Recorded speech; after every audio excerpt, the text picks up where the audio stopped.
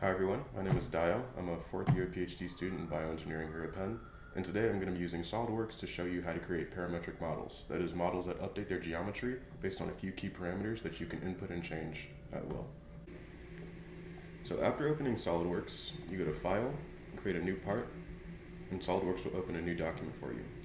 So the first thing we're going to do is create a box, and then create an external text file with a few dimensions of the box itself. Then we're going to link that text file to SolidWorks, change the dimensions in the text file, and have the box within SolidWorks update its geometry. So after opening a new part, we're going to start with a two-dimensional sketch. You can choose any plane you like, but for now we'll choose the top plane. Then we're going to create a box by simply sketching a rectangle, starting at the origin and extending out.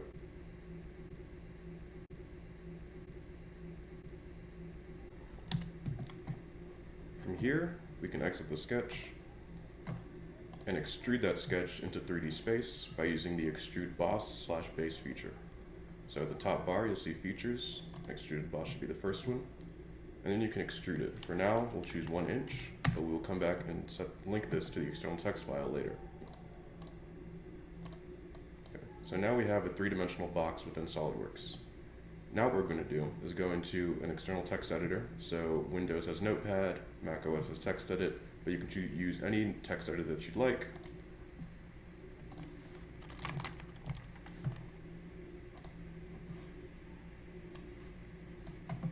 And now we're going to create a few key dimensions for this box. So first we're going to start with the length of the box, call that box length, and set that equal to some numerical value.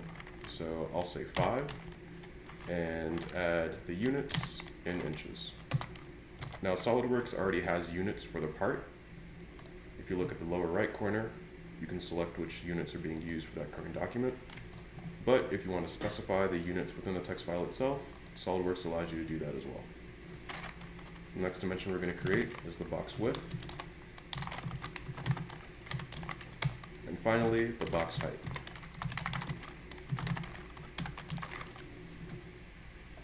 We can then save this text file.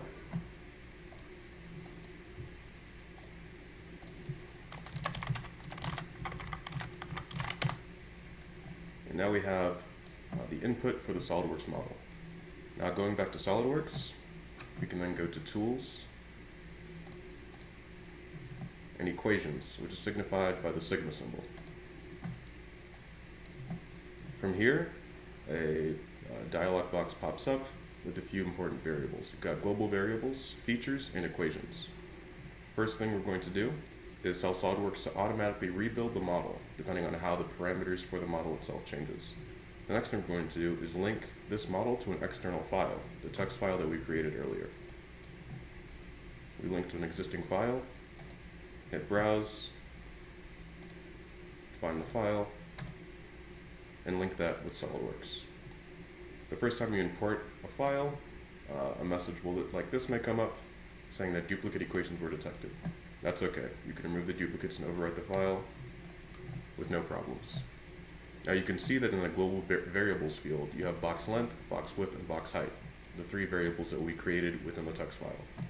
From here, you can hit OK, and now use those variables to define different parts of the geometry of the part.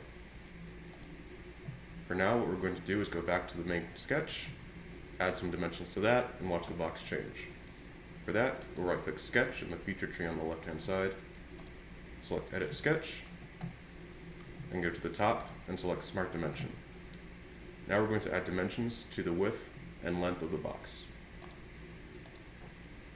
Now, once you set Smart Dimension and choose an entity, this dialog box will come up, giving you options for tolerance and for setting the numerical value of the dimension itself.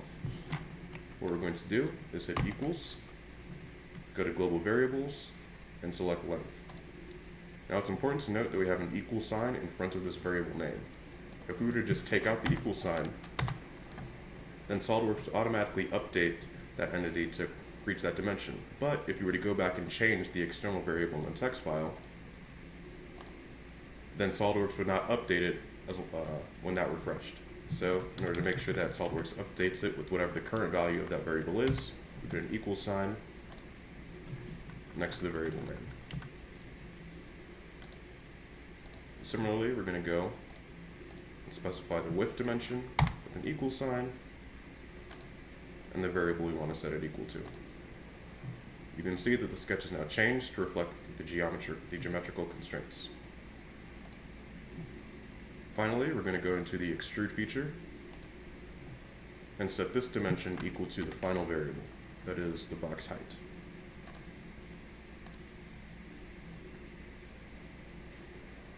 Okay. So now you have a box with a model that's linked to a specific text file. Now watch what happens when I go back into that text file and change one of the variables. For now, we'll change the box height to be 3 inches. You can then save the file, go back to Solidworks, and then hit the rebuild feature, which is signified by a traffic light at the top of the menu. You can see that the box height has changed, and if you go back and look at the feature, you can see that it's set to 3 inches, the current value of the variable that we set in the text file. Another way to confirm that you've got this set equal to external values is the red sigma symbol next to the dimensions.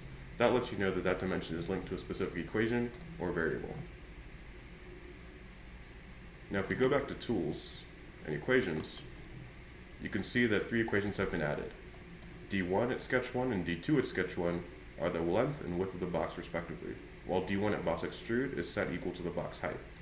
Now because it's an equation, you can do things like add different numbers and mathematical operations. So if I were to say, make the D1 at sketch 1 2 times the box length, then the box would update accordingly. This gives you a lot of flexibility in terms of defining a few core variables and then defining the rest of the geometry to be based on those variables or some mathematical permutation of those variables. Okay, so now we've created a basic box. The next thing we're going to do is use an existing SolidWorks part with a design table, which is similar to the external text file, only it allows you to create a series of points in XY space for more complex things like the curve of an involute gear. So first we'll open the basic gear file, which should be provided to you.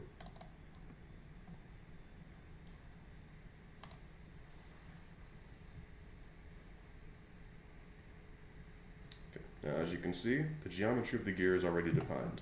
You have your pitch diameter, one tooth that's been patterned around a circle to create the entire gear profile, and a small addendum that's been used to finalize the involute tooth of the gear. If you go to the configuration manager, which is signified by 2 boxes stacked on top of the other, you should see tables as well as gear blank. Extending tables will show you gear parameters, which is an external spreadsheet, which again is similar to the text file, but allows you to define a series of points in XY space. What we're going to do now is right click, select Edit Table or Edit Table in New Window. If you select Edit Table, then SolidWorks will open the spreadsheet within its window. If you select Edit Table in New Window, then SolidWorks will attempt to open the spreadsheet using an external application such as Microsoft Excel.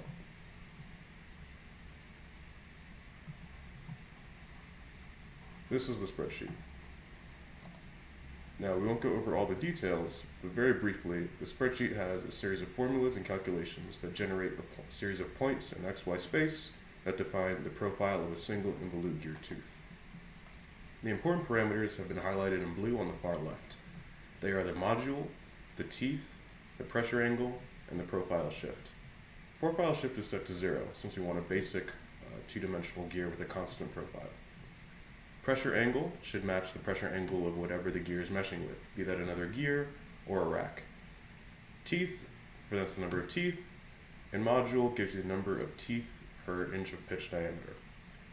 For now, as a simple example, we'll change the number of teeth and watch how the model itself changes. So we'll change from 20 to 10, hit enter, and then close the spreadsheet. SolidWorks will then recalculate the geometry of the gear based on that spreadsheet and give you a new gear that matches all the parameters as defined within that file. As you can see, the size of the gear has changed because we left the module fixed. The module relates the number of teeth to the gear size. So if you want to change the gear size, you can either change the module and keep the same number of teeth, or change the number of teeth and have the module automatically update the gear size for you. Now we're going to try and do the same thing using Edit Table so that SolidWorks opens the spreadsheet within its own window. As you can see, the spreadsheet itself is in the smaller window, but the overall file is the same. Let's change this back to 20. Hit Enter, and then hit the green check mark on the top right side of the window.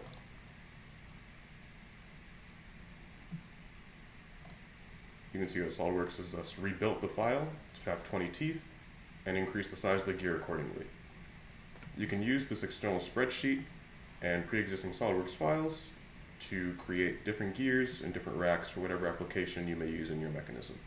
You can also modify the file itself to add a hole for a shaft or whatever other features you may need.